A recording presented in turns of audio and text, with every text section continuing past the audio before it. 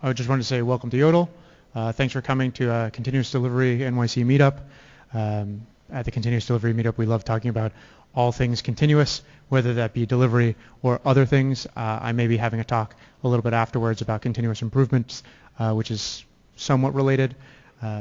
Anyway, at Yodle, we say that we try to help small businesses grow and manage profitable customer relationships. We're a software as a service supporting 50,000 plus customers, and we follow continuous delivery as an art form where we believe that developers should be unshackled from the build, deploy, release chain and just be able to write code and freely get it to production. And we've talked about it at previous meetups. You can check it on our tech blog if you want to hear about it. But tonight we're going to hear about the continuous delivery of Flow.io, and I'm going to turn it over to Michael. Thank you, and thank you to Yodle for hosting. So welcome. My name is Mike Brzik, who's the co-founder and CTO of Gilt Group, a New York City company. We were in e-commerce, grew to about 1,000 people, became part of HBC earlier this year. Now we're building the next startup called Flow Commerce. Quickly, Flow is a next generation solution for taking merchants global. This means that if a business wants to transact globally in a country that's not their own, Flow is a SaaS platform that really helps them create great customer experiences in those countries. We're about to launch. We are hiring. My email address is mike@flow.io if you're interested. Why this talk? We have taken about a decade of experience and multiple attempts at implementing various aspects of continuous integration, continuous delivery, and for the first time, I think I can honestly say we have something that our now small team just absolutely enjoys working with. Earlier this year, we shared it with a few of our friends, and they said, wow, this looks really, really neat. Can you tell us more about it? Our founding engineer, Paulo, presented at PGConf this year, and through the Postgres presentation, people got a peek at the continuous deployment system and said, well, what about that thing? Tell us more about that thing. And so we're thrilled to introduce Delta to you today, which is the name for our CD system. It's at github.com/flowcommerce/delta, and as of today, it is open source. And we'd like to say it's early enough that you can contribute. It's a young project, but it's working. Over the years, one of our key insights was around continuous delivery systems, and that maybe they should really focus on audit and transparency as opposed to an opinionated way to deliver software to production. And as an example of an opinion is, do I use Jenkins? Do I use Travis? How do I build? When do I build? What is the result of my test results? How am I testing? How often am I testing? When are the tests run? Those are all opinions. At the end of the day, continuous delivery means delivering software well, repeatedly, with high quality to production. And that really is an audit function. And if we view it that way as like, what's going on? Do I understand what's happening? Can you show me what I need to know? Then it becomes a much simpler problem to solve. And it turns out it works across disparate tech stacks. We're using it at Flow across Node apps, across Play apps as the two big ones. And then we have a few other things that we're using the CD pipeline for. The way we deploy software at Flow is we decided the trigger would be a new tag in Git.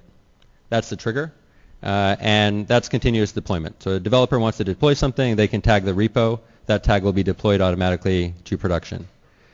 We chose that because then it was very easy to build a system that just said, hey, there's a new commit on master. Let me tag that for you and get it on its way to production.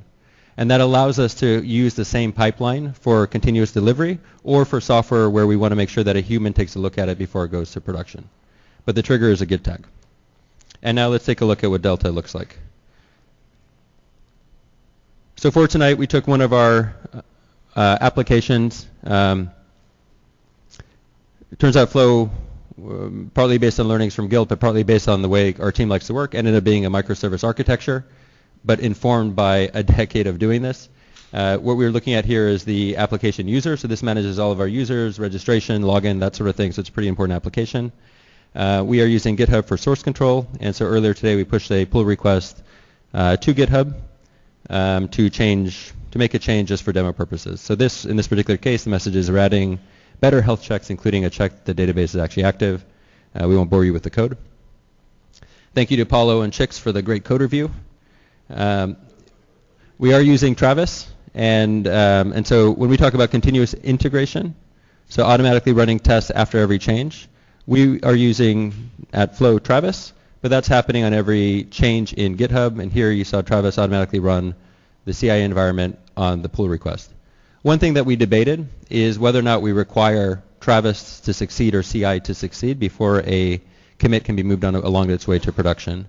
And what we thought about in that instance is that sometimes you need to deploy software because there's an emergency. And we want to make sure that the tooling that we use in the emergency situations is the same. That actually is really, really important. Because what we found, if it's not fast enough in the emergency situation, developers will learn a different way to deploy software to production. And we didn't want 2 or 3 or 4 or n, we wanted 1. And so what we decided is that CI is part of our process. It happens pre-merge to master, pre-tag. That is our process. And we do that as a process, but we don't expect the CD tool to enforce it. Somebody can always come in and just make sure that master is green before deploying. That becomes an audit function, right? Do I want to check that master is actually green prior to triggering a stage in the release? So here, let's go ahead and merge this pull. Before I merge it, let's log into actually Delta. So here you're looking at the UI for Delta. When you authenticate with Delta, it links up to your GitHub account. It has the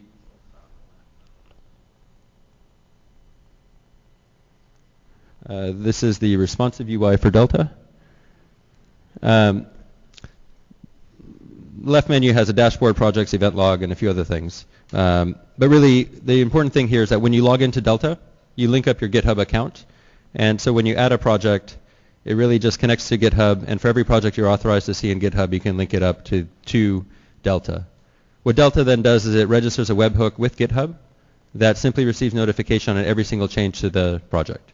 And whenever we actually ignore the payload of the request from GitHub, we don't care. But GitHub tells us whenever there's a change to a project. If that notification doesn't happen, there's a background actor that'll pick this up. I think it's set configurable every 15 minutes. We'll go just see if there's a change in the project. If we go look at our user project, so let's go back to dashboard. Here are the applications we deployed earlier today. Our oldest application is a week old. That'll change by the end of the week for sure. So we'll go into the user application.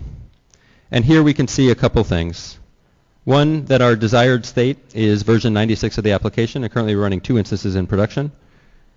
The last state in production is also 96 and also running 2 instances, and you can see that this was updated seconds ago. So already we know that 96 was deployed about 11 hours ago, and as of a few seconds ago, everything is current. So what we'll do is we'll go back to GitHub. We're back at the pull request for the user. We will merge our pull request, confirm squash and merge. Thank you, GitHub. And we've merged our pull request. So I'll go back to Delta. I'll refresh. And what we'll see is, interestingly, the desired state was changed to 97. And so what's actually happening, if we scroll down, we keep a change log of what Delta is actually doing. And seconds ago, so if we read from bottom up, this is sort of most recent event at the top. So 11 hours ago, you can see we removed 2 instances of version 95. Seconds ago, we ran a background task called sync SHAs, and we updated the branch master. We found a new commit. That's the commit we just merged. Then we created a tag 97 for that SHA. Because we saw a new tag that's ahead of where we were, we set the desired state of the project to 2 instances of 97. The number 2 comes from inspecting the current environment. We have 2 instances in production right now. Therefore, we're going to bring up 2 instances of the new version. And we are using Docker. That is how we get this to work across all different types of software that people write. And we see that we've started a build of 1 Docker image. The build of the Docker image, what's happening is Delta has gone into, we're using Docker Hub to build the images. So it's gone into Docker Hub. It's created an automated build. And trigger that automated build to build a Docker image for tag 97. The command we use to build Docker images is docker build dot enter. There's no tool chain, there's no wrapper around Docker. We're using Docker, and so we use the native Docker tools. Interestingly, Docker is not an instantaneous build. It takes a few minutes. So if we view the entire event log for this particular project, what we'll see is that every 30 seconds we have a checkpoint for the Docker Hub actor. This is implemented with Akka underneath. Just checking every 30 seconds, waiting for the image to become available. And once that image becomes available, we'll see the application start to deploy to production. So we'll go back, we'll talk a little bit more about what Delta does, and then by then we should see the Docker image ready and we can see the app running in production. Questions so far? Yes, sir. So there are some dimensions. Version numbers increase. Yes.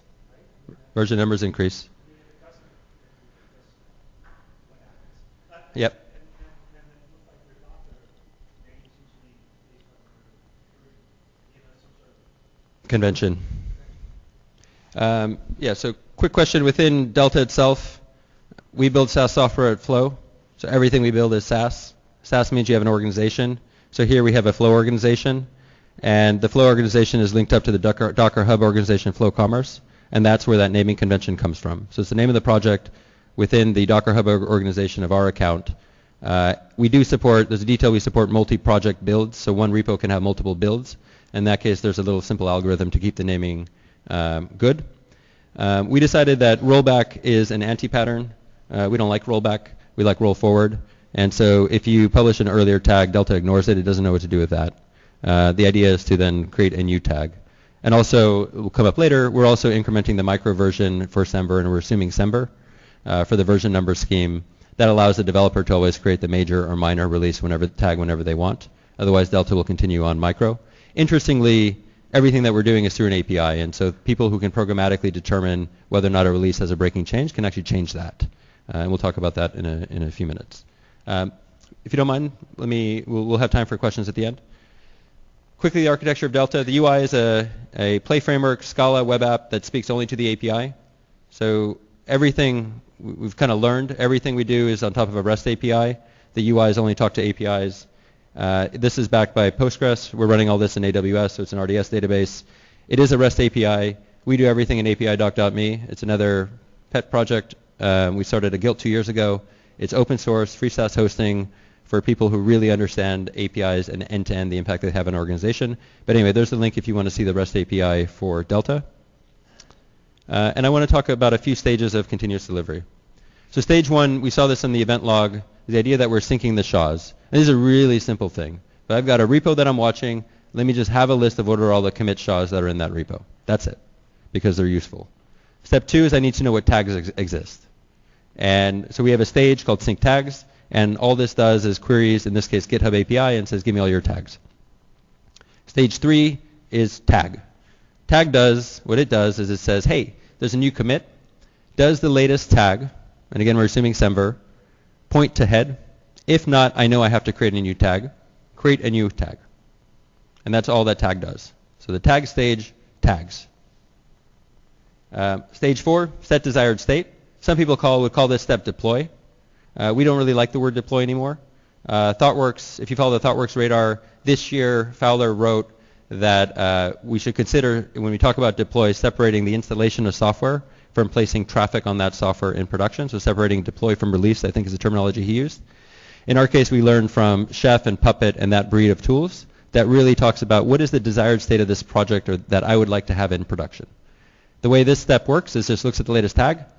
Is the latest tag what we have in production? If not, set the desired state to the latest tag. That's it. That's all it does. Stage five, build Docker image. That's what we saw. We are assuming Docker. Our Docker files are dead simple, and Docker build dot is how they build.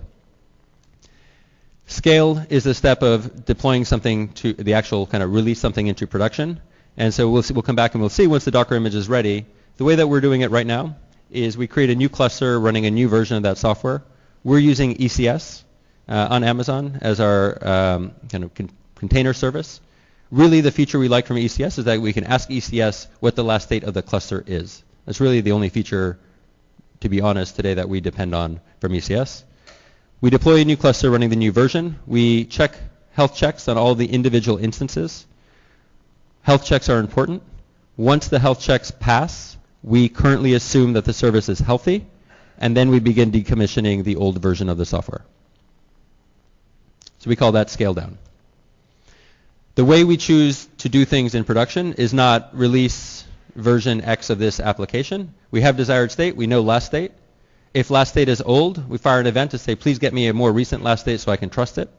Otherwise, we do a diff between last state and desired state, and that generates a set of instructions. We always scale up until we're healthy and up before we scale down to avoid outages and allow a rollback. This is the actual code from Delta. So define up, given a list of versions that are last state, a list of desired versions. We can create the diff and then select all of the diffs where the desired instances is greater than the last instances. That means that we need to add an instance, at least one instance into production of this version. So this is the actual production code. But it's all on GitHub and open source. Here's the end changelog. So the scale up, we've seen everything up until build Docker image. we'll see kind of the scale up command, add 2 instances, and once that's healthy, we'll initiate the scale down. Delta configuration happens through a .delta file.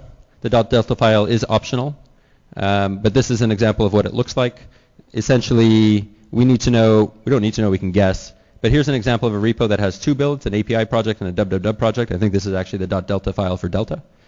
And in some cases, we want to know the initial number of instances because the first time we deploy a service, you don't know how many instances you want.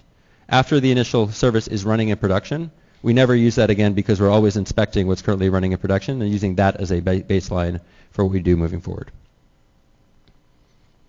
So quick stats from Flow. We're a startup. Our dev team is 5 people. We go live this summer. Through Delta in the last few months, we've released 1,500 times. So 1,500 unique desired states set by Delta. We did some quick heuristics. Weekly, that's 100 releases, and our team size is 5. So a developer at Flow releases software 20 times a week on average. The standard dev is 38. And just as a note, this is the actual query to generate those stats from Delta. We do a lot of interesting work in Postgres. Part of this was Paulo's talk at PGConf. But we keep a journal. There's a link to the open source library used for journaling in Postgres. And so we have a complete event log within Delta of everything that's ever happened. And then that lets us do analytics like this kind of very, very easily. So maybe, quickly on the roadmap, we are working on deploying branches other than master. This we find important for things like UI where we want to do visual inspection. So please release the release branch to production. It's running in production. We can do final verification before we move traffic onto it. Dependency support within a repo. This is the idea that is also coming from some of our work in Node. We may have a build pipeline that deploys the assets that actually has to complete before the web app can go. Smarter traffic management. So over time, the code is pretty clean to add in additional metrics to decide whether or not the new version is actually healthy. We haven't implemented that. We don't have that yet, but the base hooks are there. So we think over time this ends up being a big place to get leverage for CD. Better health checks, a few more settings to just completely enable or disable the build in the UI, and then kind of UI and UX improvements. One thing on enabling different parts of what's happening in the pipeline. So the reason we were very specific about what the different stages are is within the .delta file you can enable or disable any specific stages that you'd like. So as an example of that, for some of the Postgres repos that we want to have a Docker image that's available for development. We can use .delta to tag, to create the Docker image, but we can just disable the scale step because we don't need that running in production. We're just doing it for development. So it's really nice to be able to go in and say, I want all of these things. We have another project where we like everything about Delta, but we want the human to decide when to release. And so we disable the tag stage, and the config says disable : tag, and it no longer tags. We go in, we tag. That goes, we push that tag to GitHub, the webhook fires, Delta says, oh, there's a change. Oh, look, there's a new tag. Set desired state, build Docker image, scale. So it's kind of really, really nice primitives to be able to control what's happening in an automated way for different projects, and then very, very transparent what's happening. So let's switch back to our user app. Go back to user. So let's refresh. And here we can see, it's kind of interesting. So our desired state is 2 instances of 97. Our last state is 2 instances of 96 and 2 instances of 97. So we can see that the deploy is progressing. If we scroll down to the changelog, we can see that the scale up succeeded, and therefore scale down has been initiated, which is pretty cool.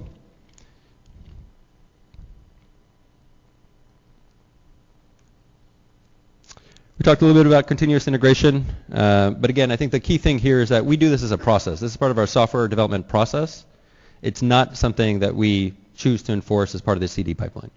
And that's specifically to make sure that when there's an emergency, we all know the fastest way to deploy is simply to cut a tag, push a tag on the repo, and let the system deploy. It is, in fact, fast. So this is the first time in my life I've really worked with continuous delivery. I've been close in other places. It is awesome. The first weekend when Delta was up and running, it was Saturday. My family was gone, so all I was doing is working on something. I was working on the user app, actually.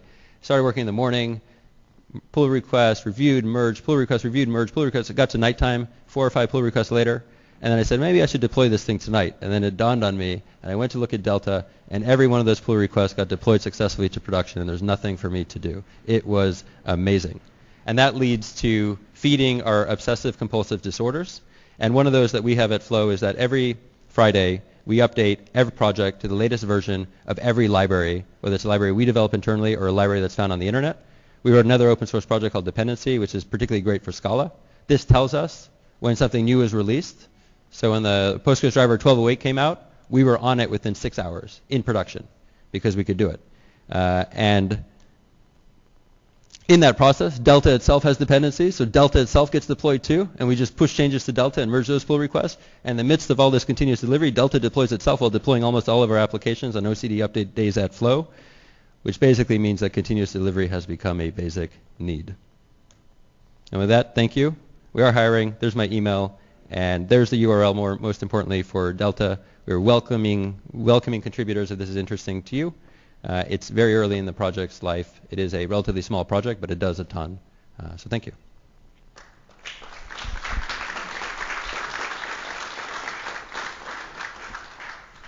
So we had until I think 7:30 for a few questions, if there are some, and then I know we have another presenter. Maybe, I know in the front you had a question. I don't know if we answered it. Excellent. We'll go to the back. Yes.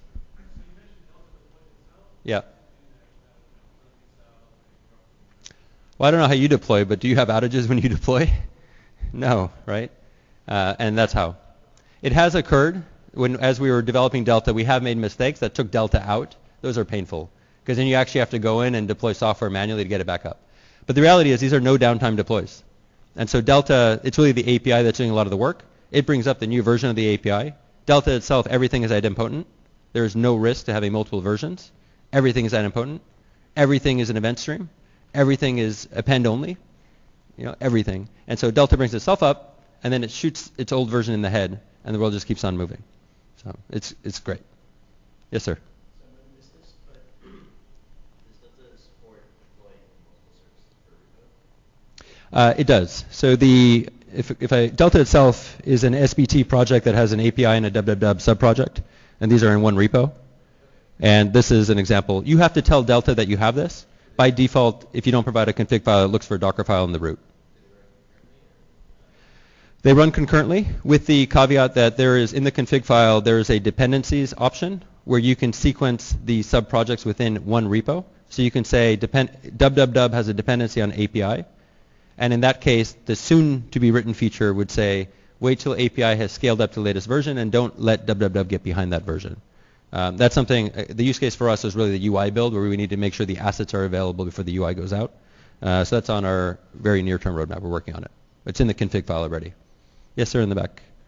Yeah, I was kind of wondering, you use continuous delivery in your talk, and this is great, but your standard mode would be described as continuous deployment. So is there any distinction there for you, or is there not? So I'm interested to hear your definition.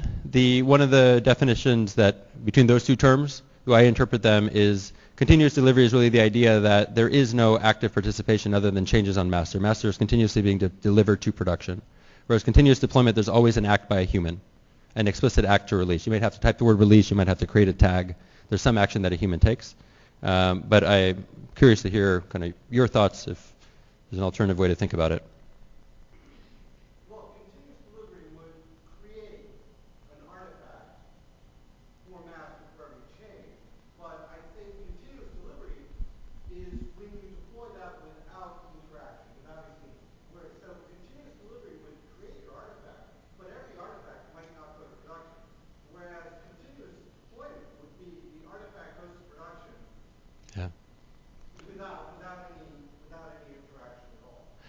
So the way we think about that world is that difference is the stage scale, and it's up to the individual project whether they want to enable that or disable that step, and that's it. And each of the 6 stages can be disabled or enabled individually, and then control the pipeline. Okay, well, that's great. You just might want to clarify the way you interpret those terms for the project when you read this. Great, thanks, appreciate that. Yes, sir. Yes, ma'am. In terms of the actual artifacts going to production, 0. It's a very explicit choice. The way we set up the software process is continuous integration is actually part of the process of creating the software. And that goes into the PR, the pull request, and the CI runs on the PR. It is the developer's choice when to merge. When the developer merges, we think, well, I'm going to have to talk about psychology in a sec. When the developer merges, the decision has been made, if scale is enabled, that that is on its way to production, and that's it. And nothing can stop it, nothing can happen, it can't be a test environment, a test can't fail, it's on its way to production. We actually made that a very explicit choice. I know for a lot of people that choice won't be the right choice, and so the reality is it's adding a stage in Delta is really the way kind of the architecture is set up. The reason we do that is back to making sure that in an emergency, if there's anything wrong in the test environment, you have to get the release out. And we want to solve for that. And in practice, to think about the psychology, we think a lot about locus of control and making sure that each of us, when we make an action, is accountable for our actions, and deploy is no different from anything else. And so the person who presses the merge pull, or the confirm squash and merge button in GitHub is in fact saying, I want this to go to production, and I am taking accountability for it. If I deploy a bug to production, shame on me. And that's true whether or not my test passed or my test didn't pass. And so that's really the way that we think about it. So the question is, has it backfired any time? The way we kind of think about the world is if there was a way to deliver software efficiently that never failed, we would do it. Nobody has figured out how to do that. And so then the question becomes, for this project that I'm working on, what is the cost of failure? What is the cost of inaction? And we weigh those. For projects where the cost of failure is high, so take like a PCI payment system that's storing credit cards, unlikely that we're doing this. There's a different process. For systems where and really what that comes down to is scale is turned off, right? Like everything else is set, but there might be a final step that a human does. But for systems where the cost of failure is low, we want to optimize for delivery. And then we set up a ton of culture, a ton of process, a ton of monitoring, a ton of alerting, so that when something goes wrong, we know that it goes wrong. And when it goes wrong, we get together as a team and we figure out, could we have prevented this? What do we need to do? What do we need to automate? How do we get better over time? And we feel that if we do that over and over again, then that lays the foundation for creating an efficient organization. There are always failures. Everywhere I've worked, there have been failures. I mean, there's no way around it. I think, let's check time. I think 2 questions. Let's see, Daniel. Let's take 2. All right, looks like we have time. Yes, sir. So you said that so health checks might be one of your safety valves. Yep. I'm sure that the health check that allows you to drain means that you have to sit back and get walk and pass health checks. Correct. So you mentioned doing better health checks. Is the health checks you use the ones that the DOE are relying on, or do you guys also bake in other concepts of health? So what I think long term we'd like to do, and this is really, I think, from the way we thought about this at Guilt, if you have an app that accepts user registrations, allows a user to register, you count that a user registers, and that's interesting. And then you count it again, and every time a user registers, you count. And now what you can do is you can deploy the new version dark, and you can say put 10% of traffic on the new version, and you should expect 10% of the number of registrants to come from that new version. And that information is actually what then over time determines how aggressively an app is scaled to 100% versus rolled back immediately. That's where we hope to get to. I think is the dream. It's hard. It's hard. So in the interim, what we're doing with the health checks go a long way. In the health checks, you can check for things like, do you have a connection to the database? Is that up? Do you have the environment variables that you depend on? Are those available in the environment? If you depend on cryptography, is the provider actually available and working? And so our health checks can get a little bit more complicated. And then you just have to balance that against the frequency with which the health checks run.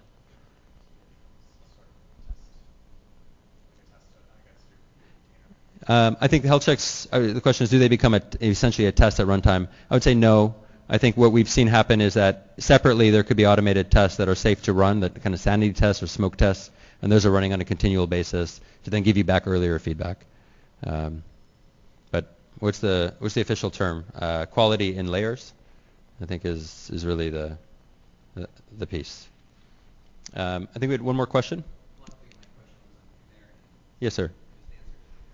Yeah, what we're struggling with right now on canaries, canaries are easy, and doing something like you have a cluster of 10 servers, put one in and 10%, that's easy. I think the ideal would be actually to have a separate cluster with a separate load balancer where you can really control how much traffic is going. And we're really struggling to find a way to do that in an efficient, simple way. We know plenty of complicated ways to do that. And so we're kind of shying away and hoping that there's something interesting that comes out in the community over the next 6 months before we really need it. So if you know of anything, we're absolutely looking for hints in that direction. So I encourage you to check out Delta, and absolutely welcome contributions, help, feedback, and thank you very, very much for having us here.